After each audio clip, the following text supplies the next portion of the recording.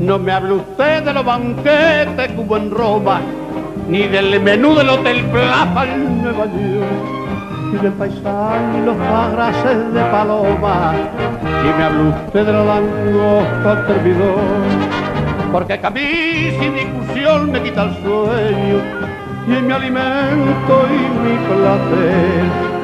La gracia y sal que al cocidito madrileño le sale amor de una mujer. Cocidito madrileño, ay, repicando en la guardilla, que me huele a hierba buena,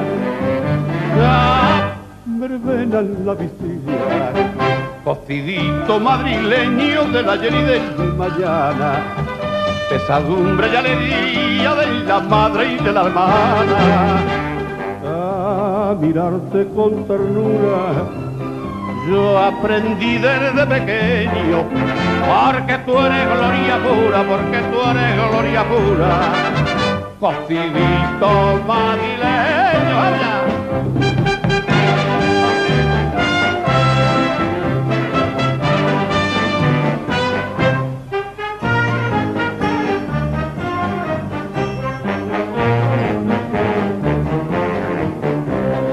Dígame usted dónde hay un cuadro con más gracia, con el color que da la luz del mes de abril, cuando son dos y están debajo de una casilla, y entre los dos un cocidito de albañil. Cuando el querer de una mujer le dice al dueño de su hermosura y su paseo, toma mi viento, cocidito madrileño, que dentro va mi corazón. Ay, cocidito madrileño, ay, picando en la guardilla, me huele a hierba buena, verbena en la visilla. Cocidito madrileño del ayer y del mañana, pesadumbre y alegría de la madre y de la hermana.